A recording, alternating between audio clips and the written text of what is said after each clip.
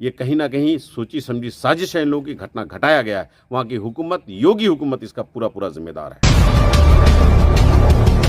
खैरू गैरू नत्थू खैरू, दो कोरे का इंसान नहीं रहता है, आता है एक बयान दे देता है हमारे हुजूर पाक सल्लल्लाहु अलैहि वसल्लम की शान में कि 1800 मस्जिदों के नीचे मंदिर है। मेरी मस्जिद को तोड़ करके वो बनाएगा, मेरा जो दरगाह है उसको तोड़ करके बनाएगा। मैं झोंका है संभल को, और फिर मुस्लिम नौजवानों की 5, अभी बयान आया है 6 नौजवानों की जाने गई। सामने अतवार का दिन है। हम लोग सुबह 9 बजे किशनगंज जो लहरा चौक के बराबर में मारवाड़ी कॉलेज के नियरेस्ट एक बड़ा मैदान है, उसमें हम लोग पहुँचे, जिसमें बड़े उलमा अकाबिर हमारे पहुँच रहे हैं। मस्जिद के नीचे जो मंदिर ढूंढा, खुदा ना खास्ता ओवैसी साहब ने कहा है क्या हम भी अगर कह देंगे अमित शाह के घर के नीचे हमारी मस्जिद थी, मोदी जी के घर के नीचे हमारी मस्जिद थी, तो इनको क्या होगा? आने वाले 8 दिसंबर को सरजमीन किशनगंज में जमीयत की तरफ से एक बड़ा कॉन्फ्रेंस का आयोजन जो होने जा रहा है, उसको लेकर मासूम रजा साहब का क्या कहना रहेगा? मेरे सभी किशनगंज वासियों, ख़ास तौर से किशनगंज सीमांत, अररिया, पूर्णिया और कटिहार और बंगाल के कुछ साथियों से गुजारिश है कि इस आह्वान में हज़ारों लाखों की तादाद में हम लोग पहुँचे। जमीयत ही एक ऐसी संस्था है जो मुसलमानों के हुकूक़ की लड़ाई लड़ रही है। हिंदुस्तान की आज़ादी में जो रोल रहा वो किसी से छुपा नहीं है। जमीयत ही एक जो मुसलमान नौजवान साथियों को बेगुनाह फंसा देता है, आतंकवादी के नाम पर उनके घर जला दिए जाते हैं, दंगा वाला मामला पर या और किसी मसले को लेकर, तो उनके घर बनाने का मामला, उनकी लड़ाई लड़ने वाला मामला, हुकूक़ की लड़ाई लड़ने वाला एक संस्था है जमीयत। और जमीयत ही ने अभी ठाना है, हमारे बैरिस्टर असदुद्दीन ओवैसी साहब, AIMIM की पूरी टीम, और उनके साथ मैं देख रहा हूँ जमीयत पूरी ताकत से लग गया है। असल मसला क्या है कि हर मस्जिद के नीचे इन लोगों को मंदिर नज़र आता है। अभी बयान है 1800 मस्जिदें जिनके नीचे मंदिर, कौन बताया इसको? कहाँ की हिस्ट्री है, कहाँ की तारीख़ है कि 1800 मस्जिदों के नीचे मंदिर है? मेरी मस्जिद को तोड़ करके वो बनाएगा, मेरा जो दरगाह है उसको तोड़ करके बनाएगा।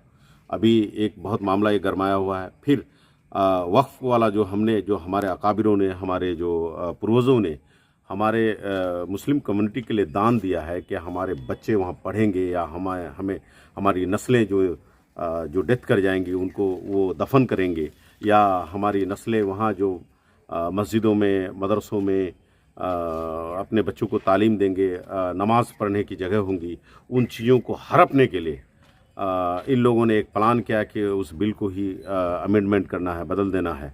तो वो वाला मामला हुआ। और साथ साथ कोई भी ऐरू गैरू नत्थू खैरू, दो कोरे का इंसान नहीं रहता है, आता है एक बयान दे देता है हमारे हुजूर पाक सल्लल्लाहु अलैहि वसल्लम की शान में, उनके ख़िलाफ़ एक बयान दे देता है और पूरे हिंदुस्तान में आग लगा देता है। तो इन लोगों के लिए ठोस कानून बने, ये बेहतरीन पहल लेकर के जमीयत अभी जगह जगह, अभी फ़िलहाल पटना में प्रोग्राम हुआ था जो बड़ा अजीमुशान प्रोग्राम हुआ, जिसमें मुफ्ती जसीम अख्तर कासमी साहब की क़यादत में पूरे किशनगंज वासी गए। इत्तफाक से मैं नहीं जा सका, चूँकि अब हमारे घर पर प्रोग्राम होने जा रहा है किशनगंज में। तो किशनगंज के प्रोग्राम में लाखों लाख की तादाद में हम लोग पहुँचे, 5-10 लाख लोग वहाँ पर पहुँच करके इस प्रोग्राम को मैसेज दें, भारत सरकार पर दबाव डालें कि नहीं, हम लोग जमीयत के साथ हैं, और जमीयत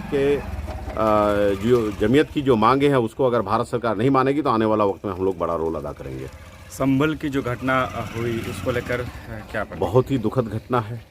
जानबूझ करके वहाँ की हुकूमत ने आग में झोंका है संभल को, और फिर मुस्लिम नौजवानों की 5, अभी बयान आया है 6 नौजवानों की जाने गई। वहाँ के MP MLAs को फंसाया गया है। हैरत की बात यह है कि वहाँ का MP मौजूद नहीं था वहाँ पर उस दिन, उसको फंसाया गया। एक बार सर्वे होकर चला गया, सर्वे होने के बावजूद दोबारा सर्वे कराया गया। मेरे पास तो ऐसा वीडियो भी आया है, बल्कि पूरे सोशल मीडिया में, जो मीडिया नहीं चला रही है, आया है कि पुलिस प्रशासन के साथ कोई मुंह पे पट्टी लगाए हुए, मुंह बांधा हुआ पत्थर फेंक रहा है, पत्थरबाजी भी उनके जानिब से। ये कहीं ना कहीं सोची समझी साजिश है इन लोगों की, घटना घटाया गया है। वहाँ की हुकूमत, योगी हुकूमत इसका पूरा पूरा जिम्मेदार है। बीते कुछ महीनों से ये देखा है, कुछ सालों से बल्कि हम बोलना उचित रहेगा, कि हर मस्जिद के अंदर मंदिर ढूंढने की जो प्रक्रिया चल रही है, आपको नहीं लगता ये लोकतंत्र की हत्या हो रही है?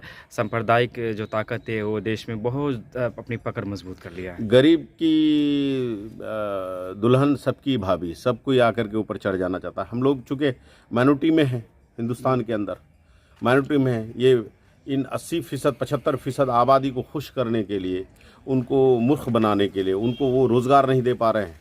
जय श्री राम का नारा लगवा करके रोड पे उतरवा रहे हैं। उनके बच्चे अमेरिका में पढ़ रहे हैं, राजनीति जो कर रहे हैं, यूरोप में पढ़ रहे हैं, यूनिवर्सिटी में उनके IAS IPS बन रहे हैं, उनके लीडर, उनके बच्चे लीडर बन रहे हैं और डॉक्टर बन रहे हैं, इंजीनियर बन रहे हैं, और इनके बच्चों को बेचारों को चूँकि मूर्ख बनाना है तो हमारे नाम को बदनाम करा करके इस तरह से जगह जगह विवाद खड़ा करा करके उनका वोट लेना, यही मकसद है।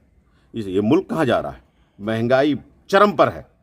जब 59 रुपये था $1 की कीमत, तो वो बड़ा मोदी जी ने गुजरात से नारा दिया था कि इज़्ज़त भी डाउन हो रही है और रुपया भी डाउन हो रहा है।